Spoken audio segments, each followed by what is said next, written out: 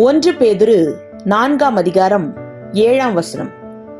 தெளிந்த புத்தியுள்ளவர்களாய் இருந்து ஜெபம் பண்ணுவதற்கு ஜாக்கிரதையுள்ளவர்களாய் இருங்கள். விளக்கம்: நாம் தெளிந்த புத்தியுள்ளவர்களாய் இருந்து ஜெபம் பண்ண வேண்டும். ஜெபம் தேவனோடு உள்ள உறவை அதிகரிக்கும். எந்த சூழ்நிலையிலும் ஜெபத்தை நிறுத்திவிடக்கூடாது. ஜெபத்திற்கு பதில் வரவில்லை என சோர்ந்து போகாமல் ஊக்கமாக ஜெபித்து சாத்தானின் சதிகளை மேற்கொள்வோமாக. ஆமேன். 1 Peter chapter 4 verse 7. Be self-controlled and sober-minded for the sake of your prayers. Amen.